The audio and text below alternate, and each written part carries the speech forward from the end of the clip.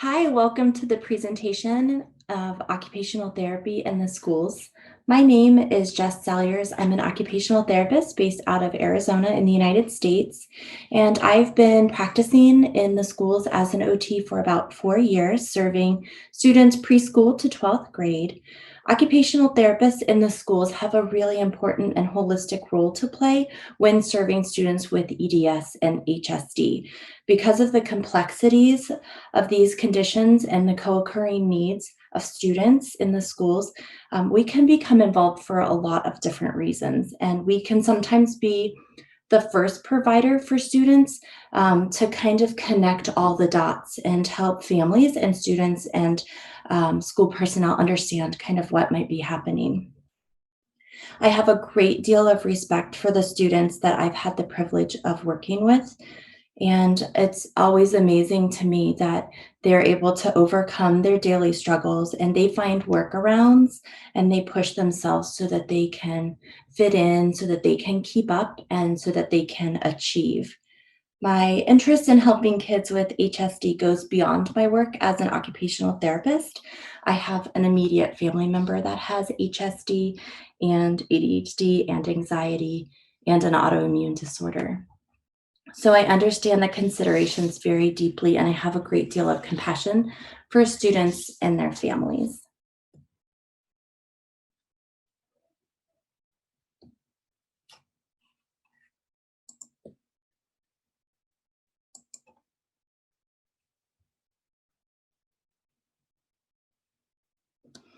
The focus of this presentation is going to be very general. It's a 20-minute quick presentation, and we're going to cover a lot of ground. For the flow of this presentation, I will refer to students with EDS and HSD as my students or as simply students. There's going to be a lot of product information and do-it-yourself techniques. The objectives of this talk are listed for you here, but I think the most important takeaway message is that OTs are here to help students thrive at school through modifications and accommodations to address a vast number of needs. And these modifications help support students be successful in their participation in all of their school endeavors.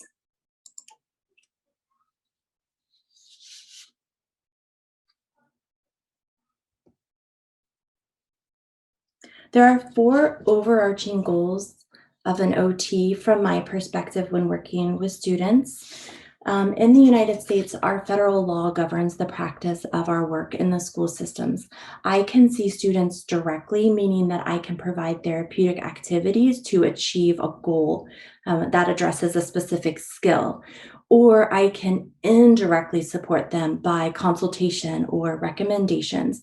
This can be done through IEPs or 504s, but I also see students in the general education setting. So any of the things that I'm speaking about today can be used for any of your students in your settings.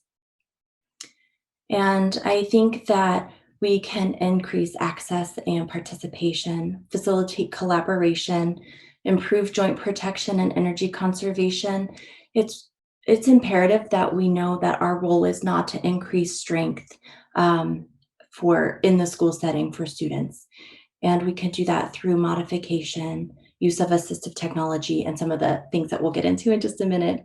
And I really am big on educating about sensory processing, proprioception, and interoception.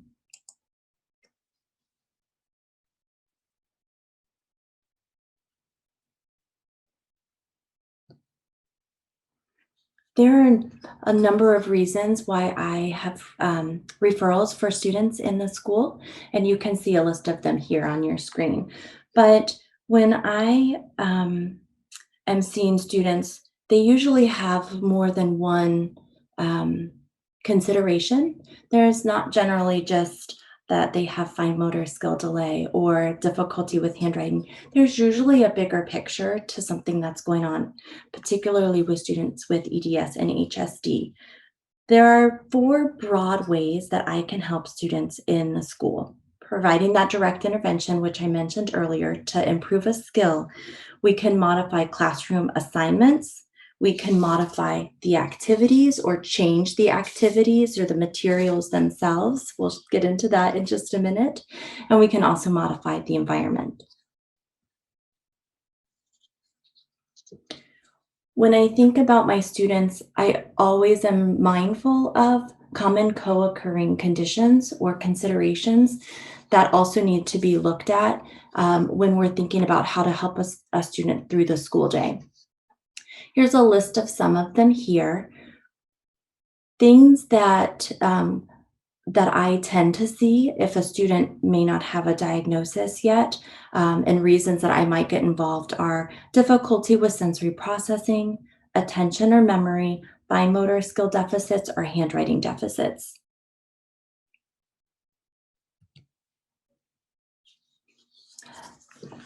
When we look at this slide, we're looking at ways that we can modify the materials, classroom materials. This will help to protect and stabilize joints and also to conserve energy. We're going to go through some products and I'll get to show you some fun things now. If you'll look to the left part of your screen, you'll see the foam tubing. And when you see something that is highlighted in this blue text that has a line underneath it, that's a hyperlink that you can access later on. I like foam tubing for a lot of different reasons.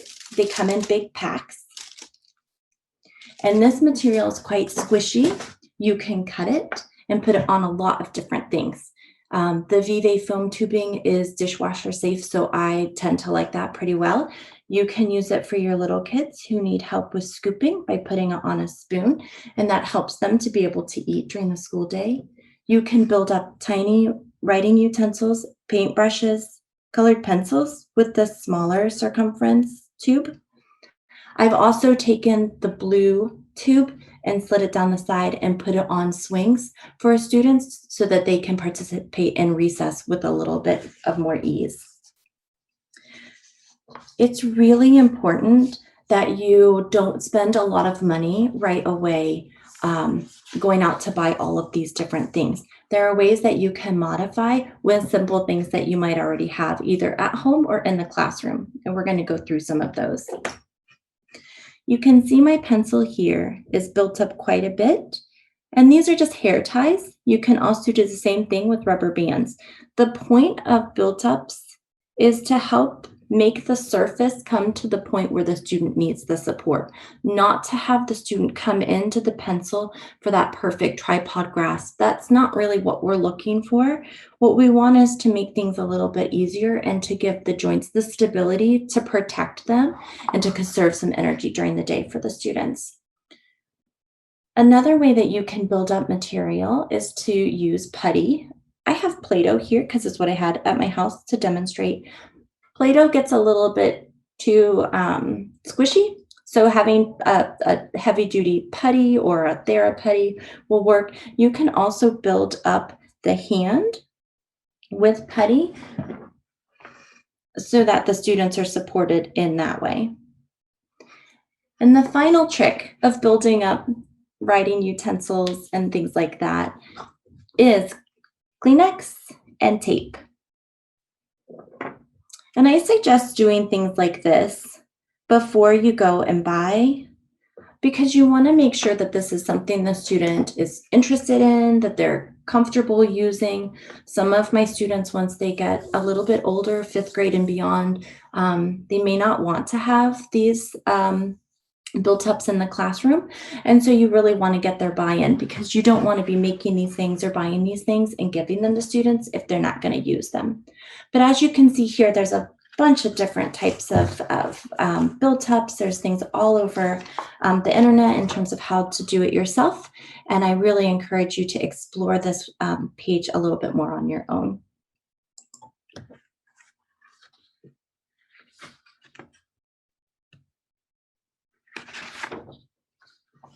When we look at this slide, we're continuing with this idea of OTs modifying the way that students are participating to conserve energy and protect their joints. When we look at the top left, we're looking at spring activated scissors. Most of the things that I'm showing you today are for both right and left-handed students, with the exception of spring activated scissors. There are left-handed scissors. The blades are switched so that they cut for left-handed students. It's really hard to find spring activated scissors for left-hand students. A lot of my left-hand students have adapted and they just use right-hand scissors, so it might not be a problem. But if they're used to using left-hand scissors and you want that ease of that springing motion that the spring activated scissors give you, then you can use loop scissors instead for those students. When we look at the middle picture, we see a slant board and then we see the link for a do-it-yourself slant board. Slant boards can be very expensive, and there is a simple way that you can make them just with old binders that you have either in your classroom, at the teacher resource, usually free on the internet, and there's different layers, there's different thicknesses, and you can start with like about a 3-inch binder and they can go up to about 5 inches. I think it's really important to raise the surface of materials up for a couple different reasons. It helps with the position of the neck, so it takes a little bit of that flexion off of the cervical spine. It also decreases the pressure that you need for writing. It can put your wrist in a better position, but also from a visual motor perspective, it is easier for students to see the material if it is presented on that vertical surface. When we look at the picture on the upper right-hand side, we're looking at a computer, and occupational therapists help out a great deal in terms of assistive technology. Having said that, there's a lot of free and universally available features built within computers or softwares. For example, Google has voice to text in the documents, and your computer, your laptops have a narrator feature and also have a microphone. You can also buy specific products that can cost quite a bit of money, but I find that the usually generally available products within the software systems work pretty well. I do recommend trying an ergonomic mouse, and I also recommend students being able to have touch screens and a keypad that's easy to depress. The picture is a picture of a Surface computer. That tends to be the computer keypad that is the easiest for my students to use. If you don't have an OT or an assistive technology specialist at your school, you can go to your local computer store and practice and play around and see what might be a good option for you. At the lower left, we're looking at something called a SPIO. And this is an external garment. It's a compression garment. Now, in the school system, I am not able to recommend something like this. I cannot issue this. I cannot measure students for this. But what I can do is collaborate with their families and outside providers to help educate on why these garments are helpful for students and what they can do for students. These can help give that external support, can help to minimize pain, can help to minimize fatigue, and can really give that core stability so that we have a little bit more better distal function and even proprioception. And finally, the picture on this screen is the rolling backpack. In the United States, we're seeing a lot of students having heavy backpacks. OTs are doing a great deal of education on appropriate weights for backpacks. And I often will put an accommodation in for my students to have the ability to use a rolling backpack. This is one that's just on Amazon. There's a whole bunch of different ones. You can also use a suitcase if you don't have a rolling backpack. You don't have to go buy something special. See what you can find and even go thrift store shopping if that's available to you. As I mentioned before, occupational therapists can help to modify classroom assignments in collaboration with teachers. I often recommend larger margin paper, which helps with writing assignments. And in your lower left-hand corner, you can see a link for printable paper. And this is a website that has different size margins of paper that you can print and try with your students for free. I also like the accommodation of help writing with a scribe. So that way, if a student is having to work on longer written expression assignments, that they have someone that they can talk to that can write for them. The other idea is, again, the voice to text, which we mentioned in the previous slide. I also like the accommodation of flexible assignment submission, meaning the student might be able to give an oral presentation to the teacher, perhaps make a video of them engaging in their homework or their activities, or also they could role play or act out. The other accommodation that I like to see for assignments is the accommodation of mastery of concepts versus completion of work in terms of worksheets. We have students that have like 100 math problems every couple of days. And I like to see perhaps they could do the odd assignments this week, and next week they could do the even assignments. Or if we're looking at, we have a worksheet of 20 concepts, and maybe the student needs to show demonstration of mastery for 5 or 10 versus the 20. And the other thing that I cannot stress enough is flexibility in the schedule for students in terms of a half-day model, breaks built within that day, a hybrid model, or even perhaps a digital model for students. A lot of our students are out for medical reasons, they're out for therapy appointments, and we need to be accommodating their schedules so that they can do all the things that they are doing. Importantly, occupational therapists and physical therapists collaborate on physical education for our students. And when available, I will see if the school will substitute out of school activities if we're not able to modify the activities in the school. So an example is that sometimes we will have students participate in swimming outside of the school, but that counts as their physical education credit. And I highly recommend swimming. It's one of the best activities in terms of protecting those joints, but still getting the physical movement. OTs can help also modify the environment. Students must have full body support, meaning that their neck and head is supported, their back, their arms, and their feet have stability. You can get creative throughout your workday on how to help students do this. The first way is by modifying chairs.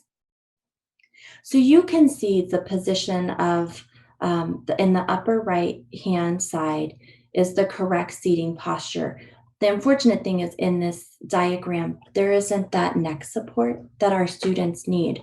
But in the right lower side, you can see a chair that has the side support for the arms, full back support, and also the headrest. But you can also see the lever so that students would be able to move up and down. But this isn't always possible. These chairs can be very expensive. Most of our schools in the United States look like the lower left-hand side in terms of the desks. So what you can do is use pool noodles to mold and shape and give the side support. You can wrap the noodles around, use duct tape, you can use hot glue guns, and then you can even build up to give the neck some support. You can also modify how the students are sitting during that day.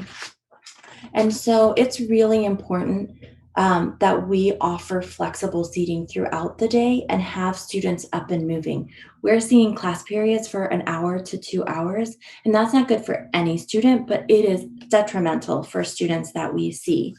And so we can be offering chairs that are on the floor. We can offer beanbag chairs. When you don't have those options available to you, use the wall, and you can do a wall sit. Now, the thing that I want to talk about is that if you're going to do a wall sit, you can put a towel or whatever you have in the classroom underneath the legs to support tight hamstrings. And also you want to raise that surface. So in the picture on the right, you see the gal, she's up against the couch. Her neck is in that flexion, which we'd rather have a little bit more neutral with that neck support against the wall. And she's looking down at the computer. We'd like to see that raised just a little bit more. If you don't have access to these materials, because chairs can be kind of expensive, what you can do is make a sensory floor chair out of pool noodles and PVC pipes. And there's a great website if you just Google sensory floor chairs.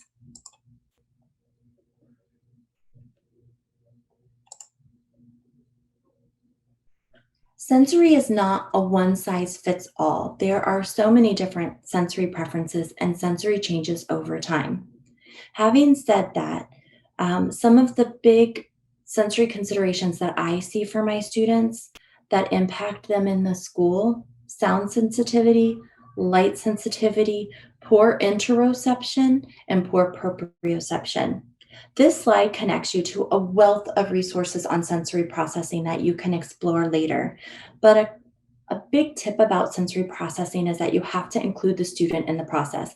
You cannot just issue or give fidgets and expect the student to know how to use them or why to use them. I like to target sensory as a direct goal. When we looked at kind of those roles of OTs in the classroom, I like to directly target a skill of improving sensory processing by having students participate in the exploration of sensory materials so that they understand what they need, why they need, and how to use it appropriately in the classroom. And if you create that safe opportunity for students to explore and make mistakes, they will go far with it. When we look at interoception, this is another skill that I like to directly target and teach students about. This is also another skill that I partner with. I partner with my nurse on this one quite a bit in terms of helping students understand when they're hungry, when they're thirsty, if they're having pain, if they're hot, or if they're cold. As I approach the end of my time, I would like to conclude with the importance of OTs supporting student mental health in the school setting. Oftentimes, OTs either feel boxed in or they really are constrained by policies or procedures within the district in order to address mental health and mental wellness. But OTs are coming forward and developing initiatives so that we can be more purposeful and intentional with helping students with mental health and wellness. And Every Moment Counts is a mental health promotion initiative that was developed by a team of occupational therapists. And this is an excellent resource for everyone, but also for OTs out there who are struggling to find the information that they need. There's a lot of printable materials that you can take to your directors, and we can partner with the school counselors and school psychologists in order to help with promotion and social participation. As we wrap up, I'd like to conclude with this slide and just thank you for your attention. I'm grateful for the opportunity to have shared this time with you today.